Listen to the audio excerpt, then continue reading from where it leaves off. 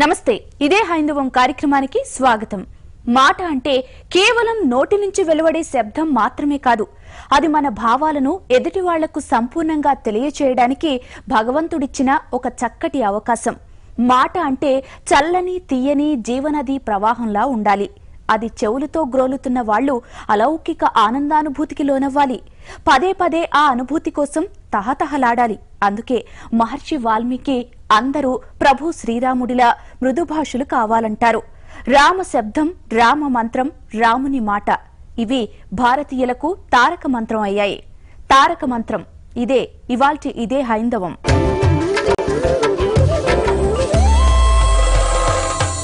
ప్రభు శ్రీరామచంద్రుడు మృదుభాషిత్వం కలవాడు. ఎల్లప్పుడూ ప్రశాంత చిత్తం కలిగి ఉండేవాడు.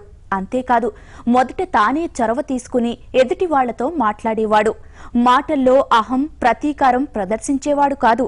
అసత్యం అసలే పలుకడు. ఒకరితో ఒకటి, మరొకరితో ఇంకోటి మాట్లాడడు. ఇది శ్రీరాముడి గొప్పదనం.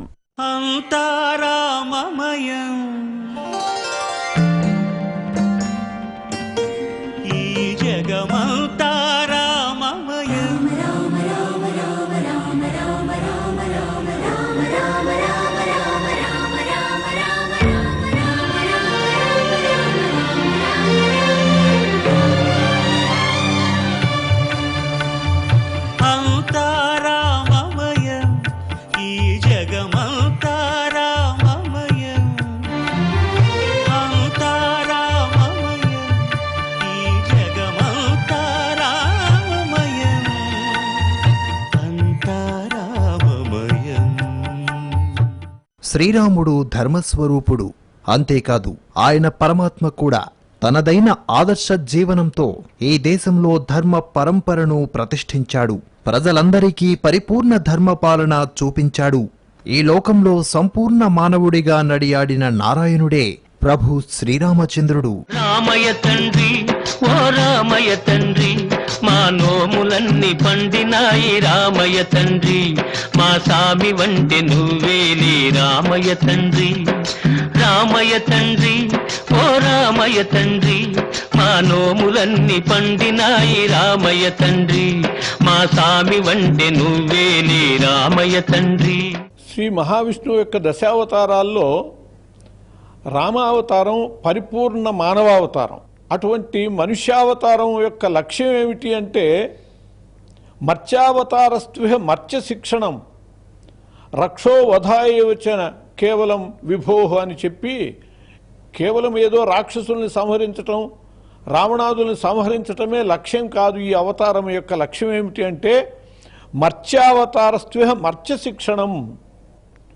అంటే మర్త్యులు అంటే మనుష్యులు, మనుష్యులకి శిక్షణ ఇవ్వటం కోసమని, అసలు మనుష్యుడు ఎలా బతకాలో తెలియజేయటం కోసమనే విష్ణుమూర్తి మానవ అవతారం ఎత్తాడు అని చెప్పి మనకి చెప్పబడ్డది.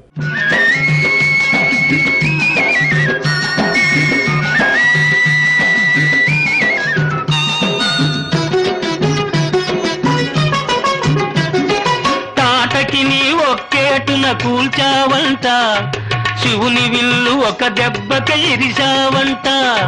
తాటకి నీ ఒక్కేటున కూల్చావంట, శివుని విల్లు ఒక దెబ్బక ఇరిశావంట. పరశురాముడంత ఓన్ని పారదరిమినావంట. ఆ కథలు చెప్పుతుంటే విని ఒళ్ళు మరిచిపోతుంటా. రామయ్య తండ్రి, ఓ రామయ్య తండ్రి, మా నోములన్నీ పండినాయి రామయ్య తండ్రి. శ్రీరామచంద్రుడు అయోధ్యాపురవాసులతో మృదు మధురంగా ముచ్చటించబట్టే వారంతా రామరాజ్యానికి తమ హృదయంలో పట్టం కట్టారు. ఆయన బాధను పౌరులందరూ తమ బాధగా భావించారు. అరణ్యవాసానికై కారడవికి తరలిపోతున్నప్పుడు తల్లడిల్లిపోయారు.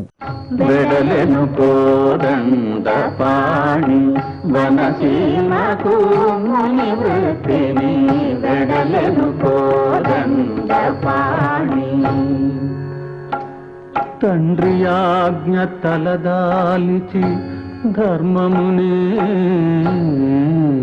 మది తలచి.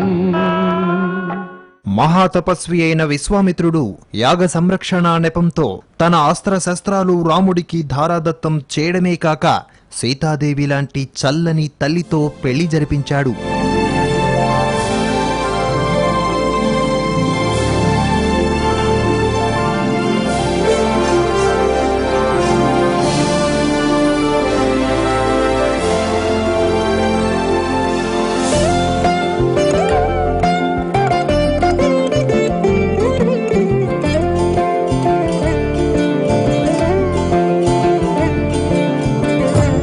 శ్రీరాముడికి అందరూ మిత్రులే.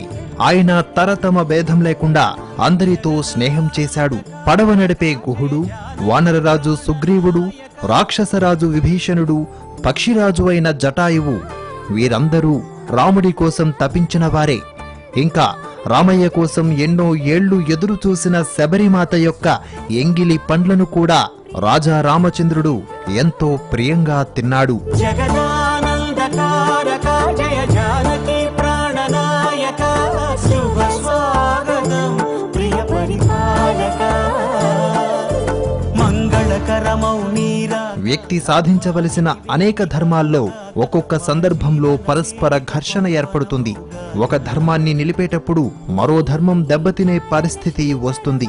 ఆ సమయంలో ఒకదాన్ని మరో దానితో ఎలా సమన్వయించాలి, దేనికి ఎంత ప్రాధాన్యమివ్వాలి, అది తెలుసుకోవడమే సూక్ష్మ ధర్మం. అది తెలియజేయడమే ధర్మ సూక్ష్మం. ఈ సూక్ష్మ జ్ఞానమే రాముడి వ్యక్తిత్వం. నన్నేలు దైవమా నా తండ్రి రామ, కనుపించినాడవా కారుణ్యధామా. నీరాక కోసమే నిన్ని నాళ్ళు నిలువెల్ల కనులుగా నిలచియున్నాను. పాపాల కరియించు పేరు నీదయ్యా, భక్తులను పాలించు ప్రభువు నీవయ్యా. రావయ్య రామయ్య గాగేళనయ్యా, ఇకనైన నీ బంటు నేలుకోవయ్యా. శ్రీరామ జయ రామ ఇన వంశ సోమ, జయ హే పరంధామ లోకాభిరామ. పాలనాపరమైన ధర్మ రక్షణ, వ్యక్తిగత కుటుంబ ధర్మ నిర్వహణ రెండిటికీ పొంతన కుదరనప్పుడు దేనికి విఘాతం కలగకుండా కాపాడిన రాముడు దశరథ రామునిగా, సీతారామునిగా, అయోధ్య రామునిగా విజయశీల వ్యక్తిత్వాన్ని ప్రతిష్ఠించాడు.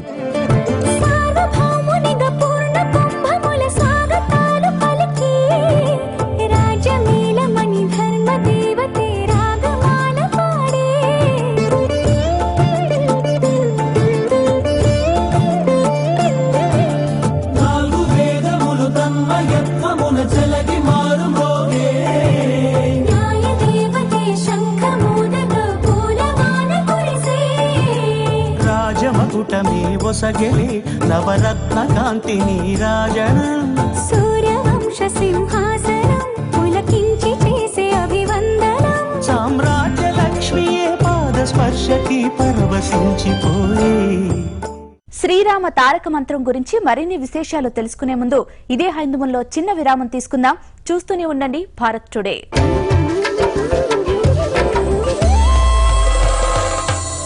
ఇదే హైందవానికి తిరిగి స్వాగతం.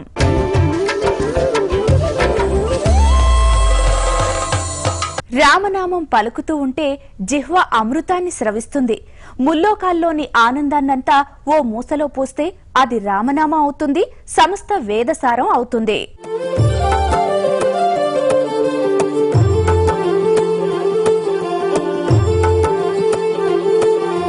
రామపాలనము కామధేను అని వ్యోమసీమ చాటే, రామశాసనము తిరుగులేనిదని జలధి బోధ చేసే.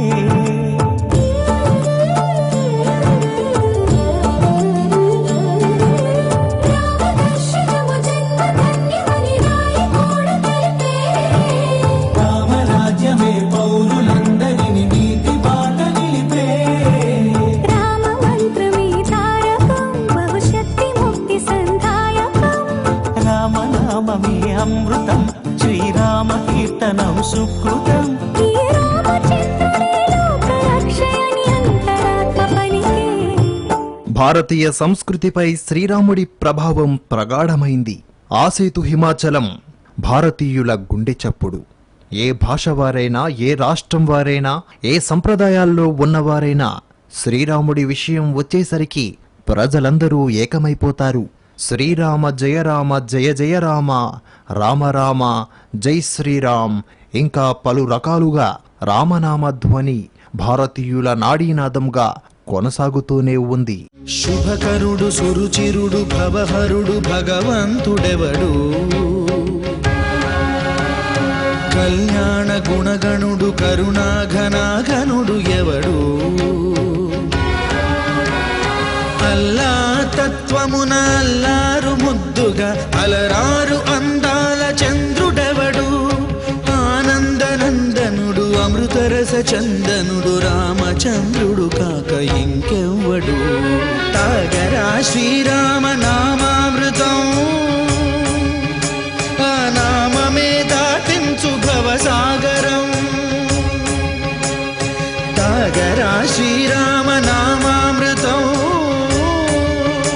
ఆ నామమే దాటించు భవసాగరం.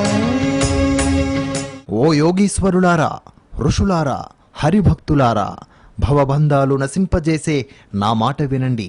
శ్రీరాముడే పరబ్రహ్మం, శ్రీరాముడే పరమ తపస్సు, శ్రీరాముడే పరమతత్వం, శ్రీరాముడే తారక బ్రహ్మమని ఎరుగుదురుగాక అని రామరహస్యోపనిషత్తు చెబుతోంది. రామో విగ్రహవాన్ ధర్మ అన్నాడు. ఈ అన్నది కూడా రాముని భక్తులు కాదు, ఒక రాక్షసుడు మారీచుడు అన్న మాట ఇది. ధర్మాన్ని మోసపోస్తే శ్రీరామచంద్రుడు అవుతాట. అంటే ఆయన ఏది చెబితే అది ధర్మము, ఏది చేస్తే అది ధర్మం. దాన్ని మనం అర్థం చేసుకోవటంలో మన సంస్కారం మనకు ఉండాలి, మన విజ్ఞత మనకు ఉండాలి. కానీ ఆయన చేసినది చెప్పినది అంతా కూడా ధర్మమే, దాంట్లో ఏమాత్రము వెలితిలేదు. భగవంతుడి నామ రూప గుణ ప్రభావ లీలా తత్వ రహస్యాదులకు సంబంధించిన అమృతమయ గాథలను విని మననం చేసుకుని మేను మరచి భగవంతుడి స్వరూపంలో లీనమై వర్తించడం స్మరణ భక్తి స్వరూపంగా చెబుతారు. శ్రీరామనామాన్ని నిత్యం మనస్సులో స్మరించడం వల్ల పాపాలు నశిస్తాయని, దుఃఖాలు దరి చేరవని హిందువులు విశ్వసిస్తారు. కోదండ రామ కోదండ రామ కోదండ రామ పాహి కోదండ రామ కోదండ రామ కోదండ రామ కోదండ రామ పాహి కోదండ రామ నీదండ నాకు నీవెందు బోకు వాదన నీకు వద్దు పరకు కోదండ రామ కోదండ రామ కోదండ రామ పాహి కోదండ రామ తల్లివి నీవే తండ్రివి నీవే దాతవు నీవే దైవము నీవే కోదండ రామ కోదండ రామ రామ రామ రామ కోదండ రామ. రామ మంత్రాన్ని తారక మంత్రం అంటారు. తారకమంటే తరింపజేసేదని అర్థం. అది మనిషిని తరింపజేసేది, ముక్తినిచ్చేది. రామనామం ఒక్కటే తారక మంత్రమైంది. శివుడు సదా జపం చేసేది రామనామమేనని కొన్ని ఆధ్యాత్మిక గ్రంథాలు పేర్కొంటున్నాయి. తారక మంత్రము కోరిన దొరకెను ధన్యుడనైతిని ఓరన్నా తారక మంత్రము కోరిన దొరకెను ధన్యుడనైతిని ఓరన్నా. రామ అనేటటువంటి శబ్దానికి అర్థం చెబుతూ రమంతే యోగినో యత్ర సత్యానందే చిదాత్మని తేన రామపదేనాసౌ పరబ్రహ్మాభిధీయతే అని చెప్పి మునులంతా కూడా ఏ రామ శబ్దంలో రమిస్తూ ఉంటారో, ఆనందిస్తూ ఉంటారో, బ్రహ్మానందాన్ని అనుభవిస్తూ ఉంటారో అటువంటి పరబ్రహ్మ రూపమే శ్రీరామచంద్రుడు అని చెప్పబడ్డది. అదే ఉపనిషత్తుల్లో కూడా రామయేవ పరం బ్రహ్మ, రామయేవ పరంతప, రామయేవ పరం సత్యం, శ్రీరామో బ్రహ్మతారకం అని చెప్పబడ్డది. అటువంటి శ్రీరామచంద్రుణ్ణి ఆయన మంత్రాన్ని తారక మంత్రము అన్నారు. ఆ రామ అనేటటువంటిదే తరింపజేసేటటువంటిది అని చెప్పబడ్డది.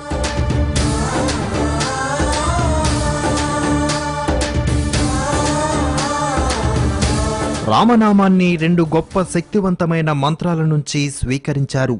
అష్టాక్షరీ మంత్రం ఓం నమో నారాయణాయలోని రాని, పంచాక్షరీ మంత్రం ఓం నమశివాయలోని మాను గ్రహిస్తే రామనామం వచ్చింది.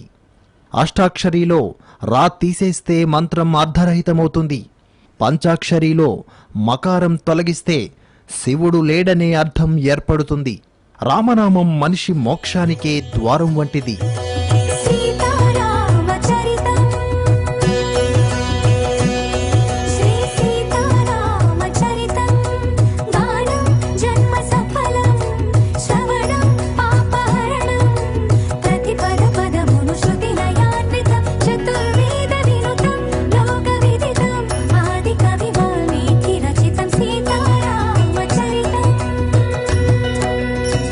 రామనామంలోని రకారం అగ్నిబీజం, అకారం సూర్యబీజం, మకారం చంద్రబీజం. అగ్నిబీజం పాపాలను భస్మం చేసేది, సూర్యబీజం జ్ఞానప్రదాయిని, చంద్రబీజం తాపనివారిణి, పాపక్షయం జ్ఞానప్రాప్తి, పరమశాంతి అనే 3 గొప్ప ఫలాలు రామనామ స్మరణ వల్ల లభిస్తాయంటారు. శ్రీరామ నీ నామం ఎంతో రుచిరా, ఎంతో రుచి, ఎంతో రుచి, ఎంతో రుచిరా. పరమశివుడు నిరంతరము రామనామం చేస్తూ ఉంటాడు. కాశీలో మరణించినటువంటి వాళ్ళకి ఆ రామశబ్దమే చెవిలో ఉపదేశిస్తాడు, కుడి చెవిలో. వాళ్ళు ముక్తిని చేరుతూ ఉంటారు. ఒక్క రామ అనేటటువంటిదే ముక్తిని ప్రసాదించగలిగినటువంటిది. విష్ణు సహస్రనామంతో సమానమన్నారు. శ్రీరామ రామ రామేతి రమే రామే మనోరమే సహస్రనామ తత్తుల్యం అని చెప్పి సాక్షాత్తు పరమశివుడు.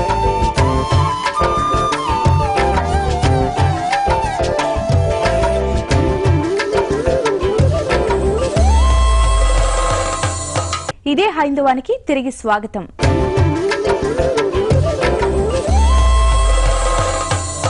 శ్రీరామచంద్రుడు సకల ధర్మస్వరూపుడని, మర్యాద పురుషోత్తముడని, సర్వలోక ఆదర్శనీయుడని, సాక్షాత్తు పరబ్రహ్మ స్వరూపుడని ఉపనిషత్తులు పేర్కొన్నాయి.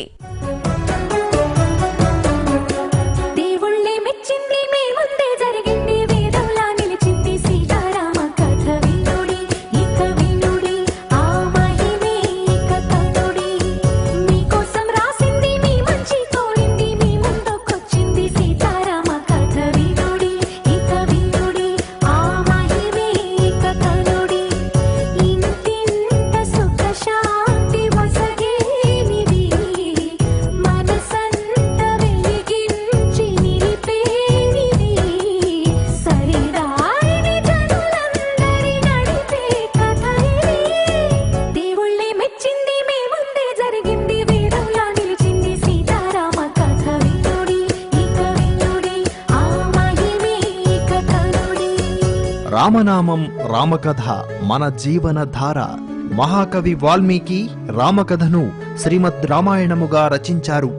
ఈ రచనను ఆధారంగా చేసుకొని ఇంకా అనేక మంది మహాకవులు రామకథను తమదైన శైలిలో రచించారు. ఇప్పటికీ కూడా అనేక మంది రచయితలు రామకథను రచిస్తూనే ఉన్నారు. మనకు ప్రతి పురాణంలోనూ రామకథకు సంబంధించిన వృత్తాంతాలు కనబడతాయి. మహాభారతంలో అరణ్యపర్వంలో మార్కండేయ మహర్షి ధర్మరాజుకు రామాయణ గాథను వివరించాడు. శ్రీమద్భాగవతంలో నవమ స్కందంలోని శ్రీరామావతార గాథ బహురమ్యంగా వర్ణించడం జరిగింది. రామకథ శ్రీరామ కథ, రామకథ శ్రీరామ కథ. ఎన్నిసార్లు ఆలించిన గాని, ఎన్ని మార్లు దర్శించిన గాని, తనివి తీరని దివ్య కథ, కన్నుల విందో పుణ్య కథ.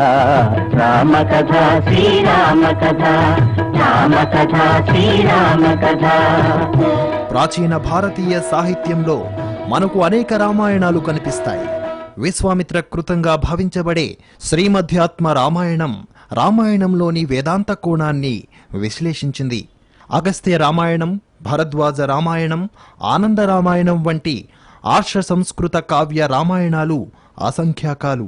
కాళిదాసు, భోజుడు, దిజ్నాగుడు, మురారి, భవభూతి వంటి విశిష్ట సాహితీమూర్తులు సంస్కృతంలో రామకథను కడు రమ్యంగా వర్ణించారు.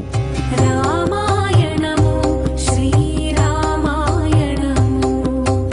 అడుగడుగున త్యాగము, అణువణువున ధర్మము, అడుగడుగున త్యాగము, అణువణువున ధర్మము, అనురాగము అనుబంధము అనుపమానము, అనురాగము అనుబంధము అనుపమానము. ఇంకా మన దేశంలోని ప్రతి భాషలోనూ అధిక సంఖ్యలో రామాయణ గ్రంథాలు అనువాదమయ్యాయి. కేవలం అనువాద గ్రంథాలుగా కాకుండా తమ భావనా శక్తిని, ఆలోచన విధానాన్ని, అందమైన కల్పనల్ని, అపురూపమైన భక్తి గాఢతని మేళవించి తమ రామాయణాలుగా తీర్చిదిద్దుకున్నారు. హిందీలో తులసి రామాయణం రామచరిత మానస్గా బహుప్రసిద్ధి పొందింది. అలా శ్రీరామ అవతారము చాలా విశిష్టమైనటువంటిది. ఆయన నామము ముక్తినిచ్చేటటువంటిది.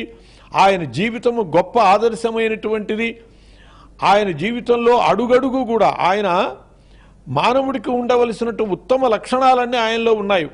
రామాయణం మొట్టమొదట్లోనే వాల్మీకి మహర్షి నారదుడిని అడుగుతాడు, అయ్యా ఈ భూలోకంలో ఈ కాలంలో ఉన్నటువంటి వ్యక్తి ఈ గుణాలు గలవాడు ఎవరున్నారో చెప్పమని చెప్పి గుణవాన్ కశ్చ వీర్యవాన్ ధర్మజ్ఞశ్చ కృతజ్ఞశ్చ అని 16 గుణాలు అడిగాడు. 16 కళలు కలిగినటువంటి వాడు చంద్రుడు, 16 ఉత్తమ గుణాలు కలిగినటువంటి వాడు శ్రీరామచంద్రుడు. అటువంటి 16 గుణాలు మానవత్వానికి పరిపూర్ణతనిచ్చేటటువంటివి. తెలుగులో మొల్ల రామాయణం, భాస్కర రామాయణం, రంగనాథ రామాయణం వంటివి ప్రసిద్ధి చెందాయి. అలాగే ఆధునిక కాలంలో కూడా కవి సామ్రాట్ విశ్వనాథ సత్యనారాయణ శ్రీమద్ రామాయణ కల్పవృక్షాన్ని రచించారు. అలాగే శ్రీనివాస శిరోమణి, సంస్కృత భాషా కోవిదుడు ఆచార్య పుల్లెల రామచంద్రుడు కూడా వాల్మీకి రామాయణాన్ని తెలుగులో రచించారు. భద్రశైల రాజమందిర శ్రీరామచంద్ర బాహుమధ్య విలసితేంద్రియ భద్రశైల రాజమందిర శ్రీరామచంద్ర బాహుమధ్య విలసితేంద్రియ వేద వినుత రాజమండల శ్రీరామచంద్ర ధర్మ కర్మయుగళ మండల సతత రామదాస పోషక శ్రీరామచంద్ర వితత భద్రగిరి నివేశక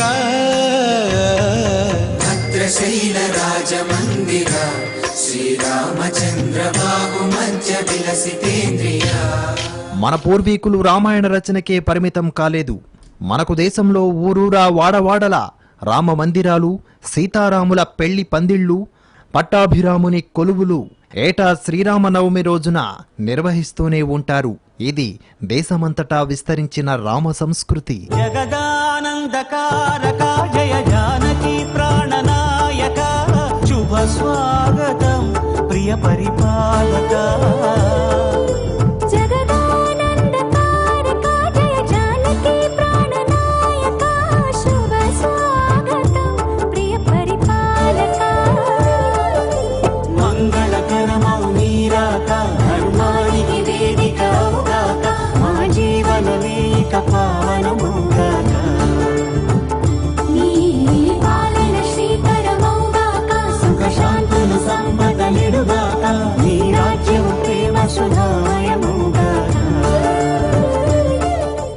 ఈశ్వరుడే ఆరాధించే నామం రామనామం. మృదువైన శబ్దం, శుద్ధమైన నామం. ఈ నామం స్వయంగా ఓ వేదం. అపశృతులేని స్వరం, పలికినంతనే పర్వం, స్మరణ మాత్రానే స్వరం. ఒకే నామంలో శివకేశవులను నిర్మించిన పుణ్యాన్ని మూటగట్టే పుణ్యధామం. శ్రీరామనవమి నాడు రామచంద్ర స్మరణతో మన అందరి భావనలు నీతిని, ధర్మాన్ని నింపుకోవాలి. ఎందుకంటే ప్రాణం లేని మనిషిని, రాముడు లేని భారతదేశాన్ని మనం ఊహించలేం. ఇది ఇవాల్టి ఇదే హైందవం. హిందుత్వానికి సంబంధించిన మరో ముఖ్యమైన అంశంతో మళ్ళీ కలుద్దాం. చూస్తూనే ఉండండి భారత్ టుడే, దేశం కోసం, ధర్మం కోసం.